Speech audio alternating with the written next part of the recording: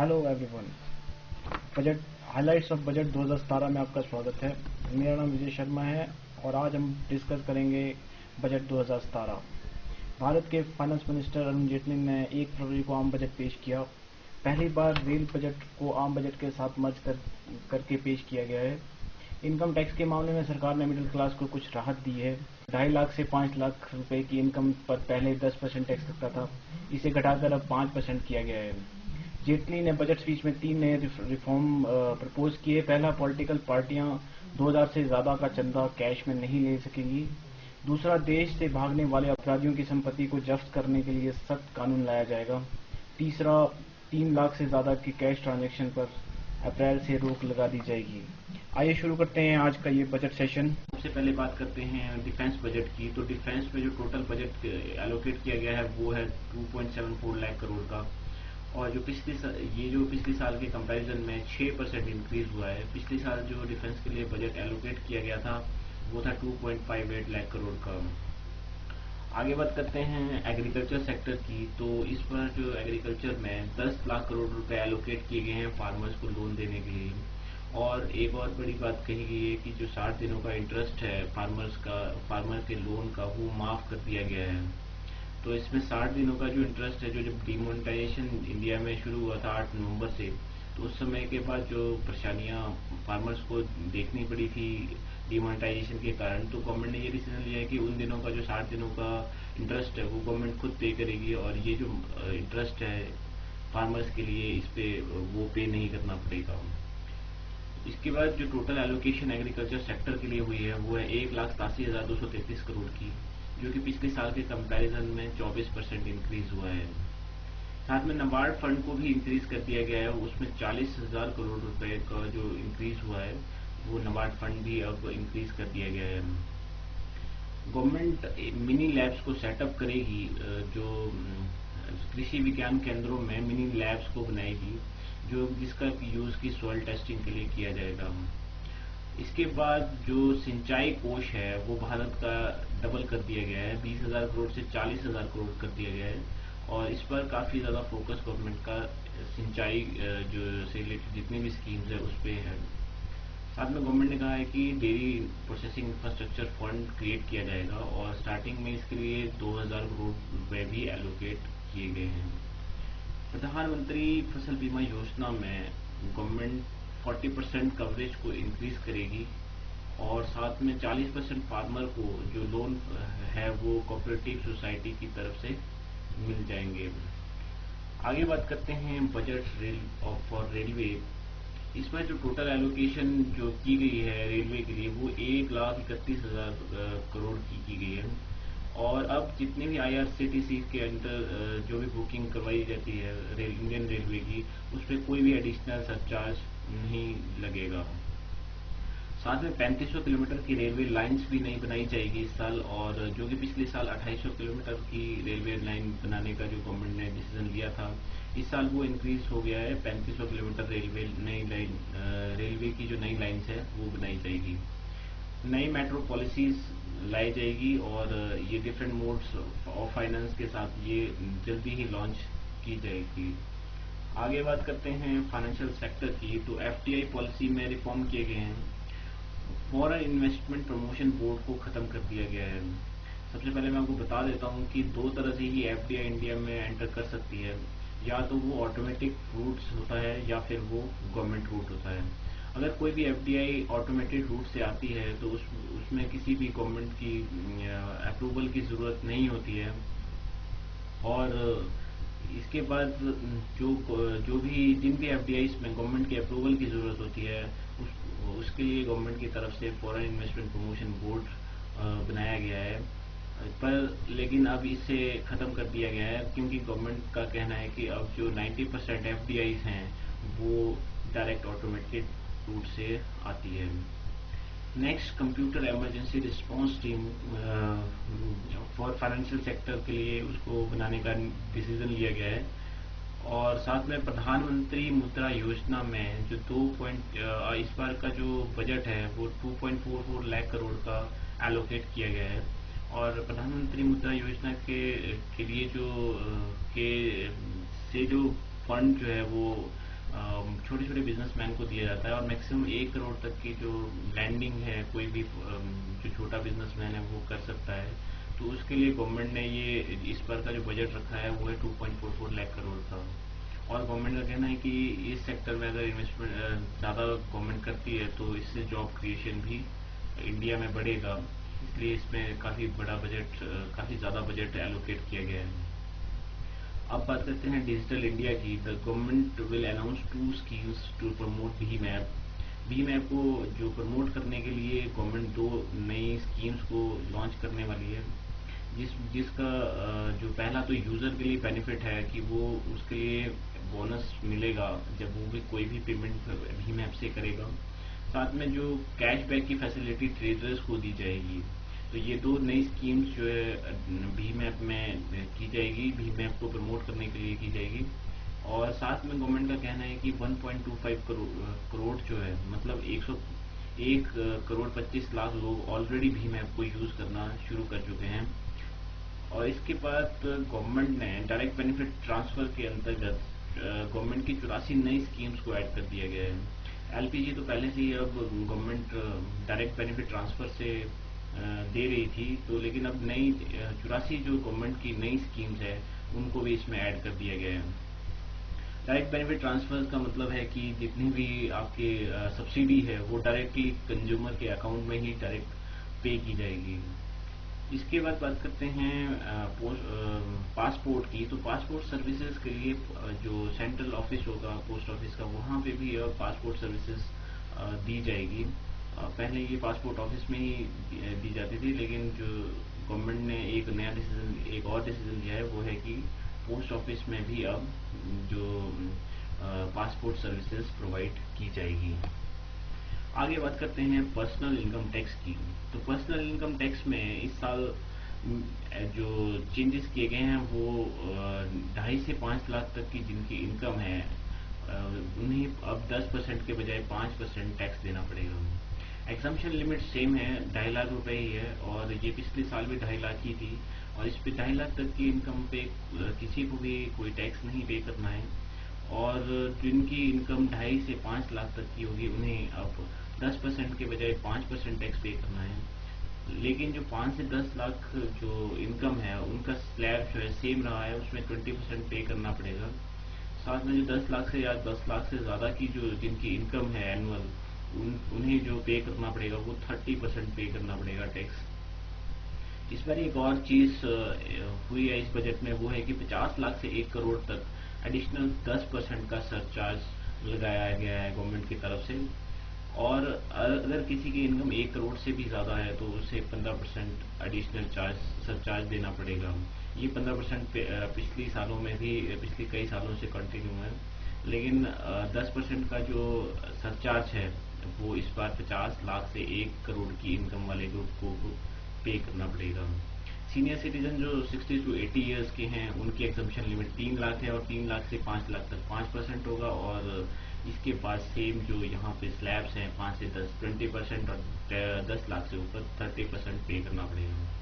Senior citizen जो जिनकी उम्र 80 साल से ज़्यादा है उनके लिए जो एग्जम्पशन लिमिट है वो 5 लाख रुपए है। आइए डिस्कस करते हैं थोड़ा सा कि कैसे कैलकुलेट होगी इस साल की इनकम। इस बार जो 87A है, पिछले साल जो उसमें एग्जम्पशन लिमिट थी वो 5,000 की थी, और जिसकी नेट टैक्सेबल इनकम जो है अगर किसी की 5 लाख से कम होती थी तो उसे 5,000 रुपये का एडिशनल फायदा मिलता था। लेकिन इस साल जो है वो इसकी जो लिमिट है वो नेट टैक्सेबल इनकम अगर किसी की 3.5 लाख रुपए है तो उसे ही इस 87A के अंडर फायदा मिलेगा। सबसे पहले बात करते हैं, अगर मान लीजिए अगर किसी की इनकम 3 लाख रुपए है तो उसे कितना टैक्स पे करना पड़ेगा। अगर किसी की नेट टैक्सेबल, यहाँ नेट टैक्सेबल इनकम की बात कर रहा हूँ, अगर ग्रॉस इनकम से काफ़ी सारी डिडक्शंस की जाती है, जैसे सेविंग अगर आपके पास है, ATC में आप 1.5 लाख रुपए तक की सेविंग कर सकते हैं।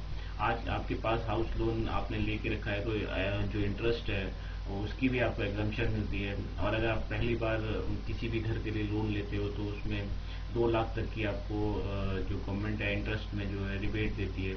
साथ में आप प्रिंसिपल अमाउंट को उसको ATC में यूज कर सकते हैं।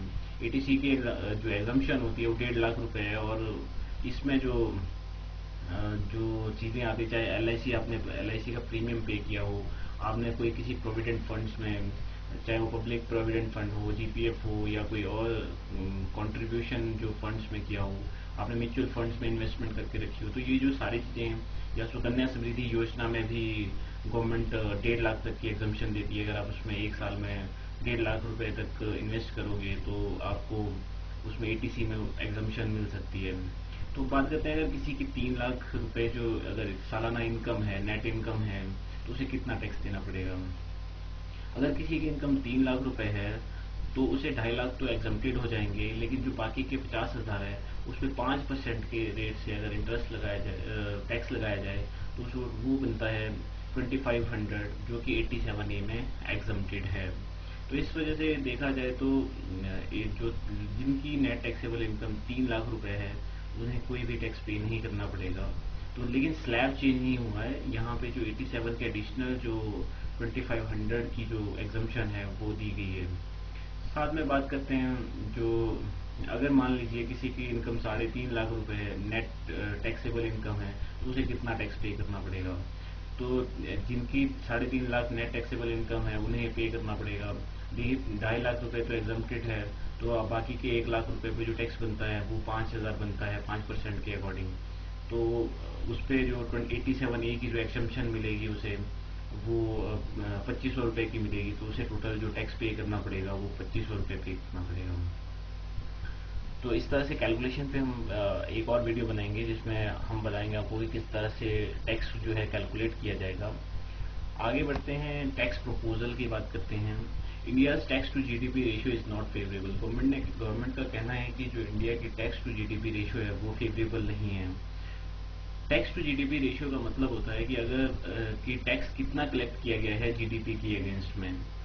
तो आपको बताइए कि टोटल जो इंडिया की जो पॉपुलेशन है वो 1 अरब 25 करोड़ की है, लेकिन उसमें से जो अभी गवर्नमेंट ने अनाउंस किया है, सिर्फ 3 करोड़ 70 लाख ही जो टोटल रिटर्न्स फाइल की गई हैं। टोटल रिटर्न्स फाइल की गई हैं जो इस साल की, वो 3 करोड़ 70 लाख की हुई है। और उसमें से भी मैं आपको बता देता हूँ कि लगभग 99 लाख जो रिटर्न्स हैं वो लेस देन एग्जम्पशन लिमिट पे जो फिलअप की गई हैं। इसका मतलब लगभग 1 करोड़ जो लोग हैं उन लोगों ने जो रिटर्न फाइल की है वो विदाउट टैक्स की फाइल की गई है।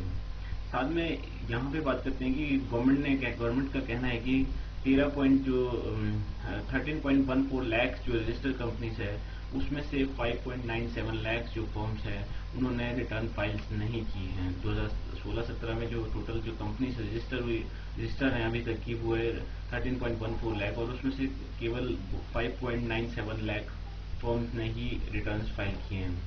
और साथ में गवर्नमेंट का कहना है कि 2.5 लाख से 5 लाख तक की जो इनकम शो की है वो 1.95 करोड़ लोगों ने शो की है। तो इसी से पता चलता है कि जब इतनी ज़्यादा पॉपुलेशंस हैं तो लेकिन फिर भी उसके कंपैरिजन में जो टैक्स देने वालों की जो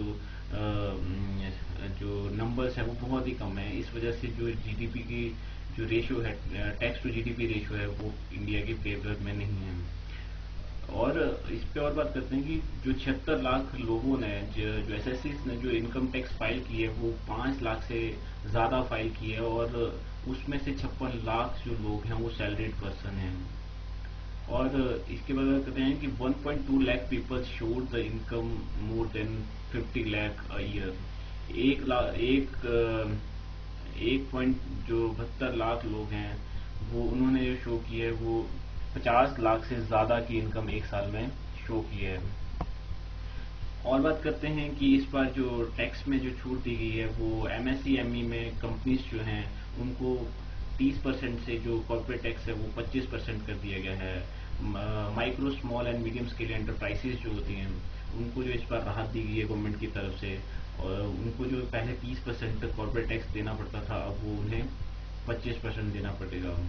और गवर्नमेंट का कहना है कि इससे जो इसके अंदर जो 67 लाख कंपनीज हैं वो ही 67 लाख जो कंपनीज हैं वो फॉल करती हैं, और ये लगभग 90% कंपनीज को मतलब कवर कर देगा। तो ये काफ़ी बड़ी अनाउंसमेंट है कॉर्पोरेट सेक्टर के लिए। इसके बाद बात करते हैं कस्टम ड्यूटीज की। तो एलएनजी में जो कस्टम ड्यूटी है वो 5% से 2.5% कर दी गई है। पहले जो एलएनजी में 5% कस्टम ड्यूटी लगती थी वो अब रिड्यूस करके 2.5% कर दी गई है। यह है लिक्विफाइड नेचुरल गैस में जो ड्यूटी लगती थी। इसके बाद बात करते हैं कि जो एक बहुत बड़ा डिसीजन लिया गया है कि अब कोई भी जो ट्रांजैक्शंस हैं 3 लाख से ऊपर परमिट नहीं की जाएगी, और इसके लिए जो इनकम टैक्स एक्ट को जो है गवर्नमेंट अमेंड करेगी, और कोई भी जो चाहे वो कैश में जो ट्रांजैक्शन होती है वो 3 लाख से आप ज़्यादा नहीं कर पाएंगे। अब अगर आपको 3 लाख से ज़्यादा की कोई भी ट्रांजैक्शन करनी है तो आपको डिजिटली जो मोड्स हैं, चाहे आप चेक के थ्रू करें, चाहे आरटीजीएस करें, एनईएफटी करें, कुछ भी करें, लेकिन आपको कैश में परमिशन नहीं दी जाएगी।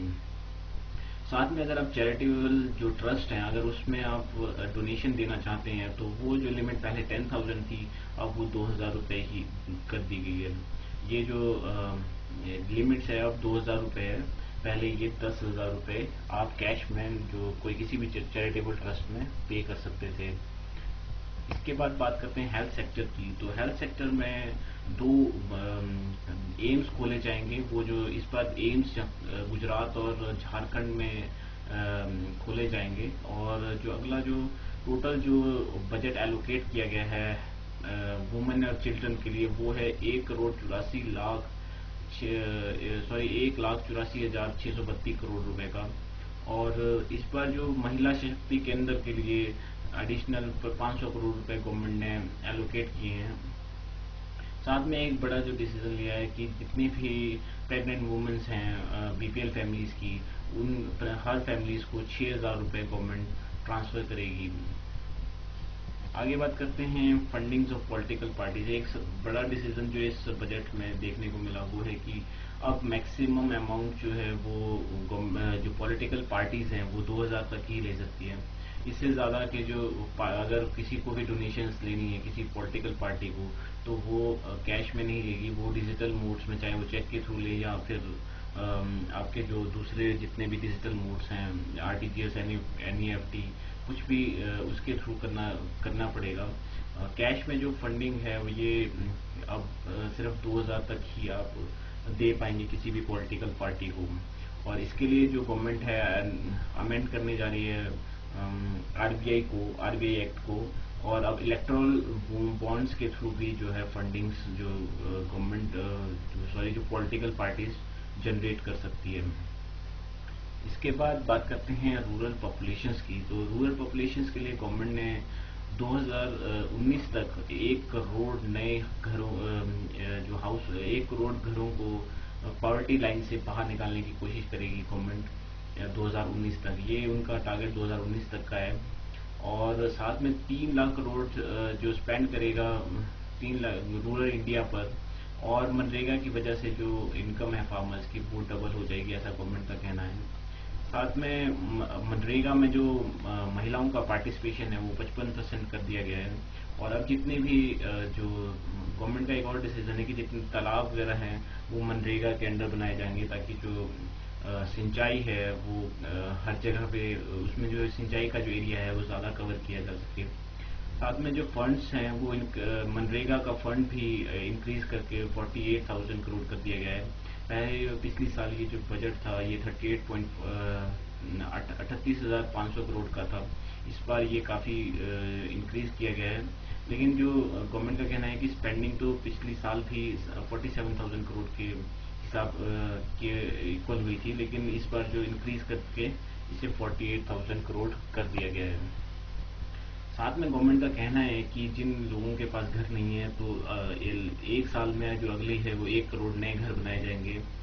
और साथ में प्रधानमंत्री जो ग्राम सड़क योजना है उसमें 19,000 करोड़ रुपए एलोकेट किए गए हैं 2017-18 के लिए। और गवर्नमेंट का जो 2018 तक का जो मिशन है रूरल इलेक्ट्रिफिकेशन का वो तो 100% अचीव कर लिया जाएगा कि गवर्नमेंट हर घर को बिजली देने का जो गवर्नमेंट ने वादा किया है वो मार्च 2018 तक कंप्लीट हो जाएगा। साथ में स्वच्छ भारत मिशन के तहत जो गवर्नमेंट ने कहा है कि इस पर काफ़ी ज़्यादा इम्प्रूवमेंट हुई है, और जो पहले सैनिटेशन कवरेज थी वो 42% की थी अक्टूबर 2013 में, वो अब बढ़कर 60% हो चुकी है। इसके बाद बात करते हैं फिजिकल सिचुएशंस की। तो टोटल एक्सपेंडिचर जो इस साल का है वो है 21,47,000 करोड़ रुपए का। और इस बार जो बड़ा डिसीजन लिया है कि नॉन प्लान और प्लान जो एक्सपेंडिचर होंगे उनको हटा दिया गया है। अब जो टोटल जो फोकस है गवर्नमेंट का वो कैपिटल एक्सपेंडिचर पे है, जो कि इंक्रीज हो जाएगा 25.4% इंक्रीज हो जाएगा। और गवर्नमेंट ने इस बार जो फंड्स एलोकेट किए हैं साइंस एंड टेक्नोलॉजी के लिए वो है 37,435 करोड़ रुपए साइंस एंड टेक्नोलॉजी डिपार्टमेंट को एलोकेट किए गए हैं। और आपको पता होगा कि science and technology minister India के डॉक्टर हर्षवर्धन जी हैं, उनके डिपार्टमेंट्स के लिए 37,435 करोड़ रुपए जो एलोकेट किए गए हैं। साथ में जो स्टेट्स और यूनियन टेरिटरी की जो ग्रांट है वो 4.11 लाख करोड़ जो है इशू की जाएगी। हर स्टेट और जो यूनियन टेरिटरी को जो फंड्स एलोकेट करता है सेंट्रल गवर्नमेंट वो 4.11 लाख करोड़ रुपए एलोकेट करेगा। गवर्नमेंट ने जो टारगेट है गवर्नमेंट का नेक्स्ट ईयर्स में अचीव कर लेंगे 3% का। इस 2017-18 के लिए जो टारगेट है फिजिकल डेफिसिट का वो है 3.2% का। फिजिकल डेफिसिट के बारे में मैं बता देता हूँ आपको कि फिजिकल डेफिसिट होता है excess of expenditure over income. जब गवर्नमेंट के पास जो गवर्नमेंट जो पैसा खर्च करती है वो जब उसकी इनकम से ज़्यादा हो जाता है, रेवेन्यू से ज़्यादा हो जाता है, उसे फिजिकल डेफिसिट कहा जाता है। इसके लिए गवर्नमेंट को फिर जो बैंक्स हैं, चाहे वो एशियन डेवलपमेंट बैंक हो, चाहे वर्ल्ड बैंक हो, चाहे वो IMF हो, इनसे फंडिंग इनसे लोन लेना पड़ता है गवर्नमेंट को। तो इससे डेफिसिट काफ़ी चल रहा था, उसको कंट्रोल करने की कोशिश की जा रही है गवर्नमेंट की तरफ से। तो जो इस बार का जो टारगेट है वो 3.2% का है और गवर्नमेंट का कहना है कि नेक्स्ट ईयर्स में वो 3% का जो टारगेट है वो अचीव कर लेगी। इसके बाद बात करते हैं टेलीकॉम सेक्टर और इंफ्रास्ट्रक्चर की। गवर्नमेंट ने कहा है कि 1.5 लाख ग्राम पंचायतों में वो हाई स्पीड इंटरनेट की फैसिलिटी प्रोवाइड कराएगी। साथ में 64,000 करोड़ रुपए एलोकेट किए गए हैं नए हाईवे बनाने के लिए। और एक नई जो बड़ी बात कही है गवर्नमेंट ने वो है कि 133 किलोमीटर पर डे जो कंस्ट्रक्शन की जा रही है प्रधानमंत्री ग्राम सड़क योजना के तहत, जो कि पहले 2011 से 14 के मध्य जो कंस्ट्रक्ट की जा रही थी वो 73 किलोमीटर पर डे के हिसाब से जो सड़क क्रिएट की जा रही थी बन रही थी। लेकिन अब जो है ये काफ़ी इंक्रीज हो चुकी है और 133 किलोमीटर पर डे जो सड़क बन रही है। और आपको पता है ट्रांसपोर्टेशन मिनिस्टर भारत के नितिन गडकरी जी हैं, जो जिन्हें काफ़ी एग्रेसिव नेता भी कहा जाता है और काफ़ी एक्टिव नेता भी हैं वो बीजेपी के। और बात करते हैं यूथ के लिए क्या क्या मिला है। तो स्किल इंडिया मिशंस को मैक्सिमाइज किया जाएगा और जो 100 नए जो इंडिया के इंटरनेशनल सेंटर जो है पूरी कंट्री में खोले जाएंगे। स्किल इंडिया तहत के जो 100 नए इंडिया इंटरनेशनल सेंटर खोले जाएंगे। और गवर्नमेंट ने एक और डिसीजन लिया है कि फॉरेन लैंग्वेज को भी इस साल वो इंट्रोड्यूस करेगी इन स्किल सेंटर्स में। और साथ में 5,000 PG सीट्स को भी इंक्रीज किया गया है ताकि जो कमी आ रही है जो डॉक्टर्स वगैरह की वो इससे पूरी हो सके। Thank you so much video देखने के लिए। अगर आपको ये वीडियो पसंद आया हो तो इसको ज़रूर लाइक कीजिए, सब्सक्राइब कीजिए और शेयर भी कीजिए। और अगर आपका कोई सजेशन हो तो आप कमेंट में